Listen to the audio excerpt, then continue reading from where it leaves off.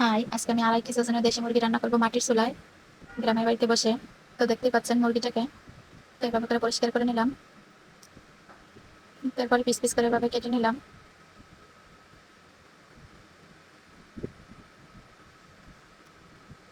তো দিয়ে দেবো পরিমাণ মতো লবণ, হলুদের গুঁড়ো, শুকনো লঙ্কার গুঁড়ো,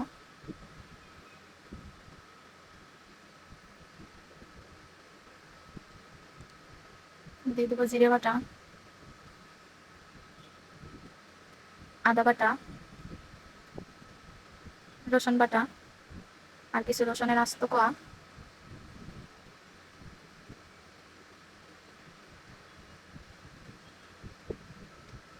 দিয়ে দেবো ধনিয়া গুঁড়ো, দিয়ে দেবো পেঁয়াজ কুচি, এরপর দিয়ে দেবো সরিষার তেল। তো তেলটা একটু বেশি দিয়েই মেখে নিতে হবে।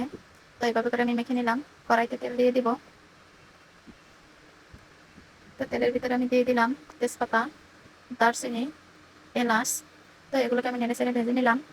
এর ভিতরে আমি মাংসগুলো দিয়ে দেবো।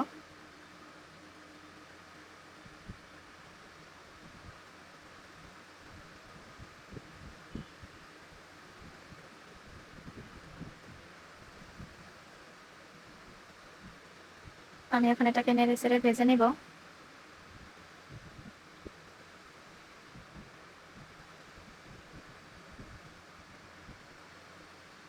তো এভাবে করে আমি ভেজে নিলাম।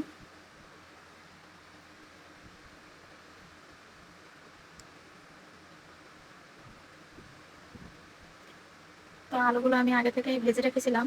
এখন আমি আলুগুলো দিয়ে দিলাম। এগুলোকে আমি একসাথে নেড়ে চেড়ে নিব। তো আমি আর একটা পাত্রে গরম জল করে রেখেছিলাম। তো পরিমাণ মতো জলটা দিয়ে দিব। বুঝতেই পারছেন যখন দেশি মুরগির জলটা একটু বেশিই লাগবে।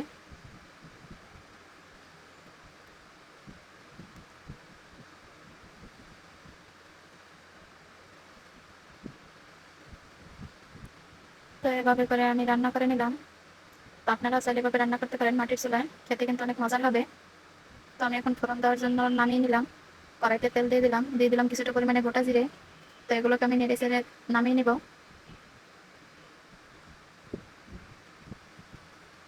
মাংসের ভিতরে আমি দিয়ে দিলাম। তো এবার আমি মাংসটাকে আবারও দিয়ে দিব, কিছু সময় জাল দিয়ে নিব।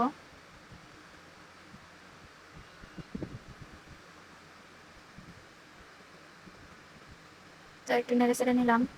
তো আমি এভাবে করে রান্না করে নিলাম। তো কমেন্ট করবেন কিরকম হয়েছে। বাই, ভালো থাকবেন।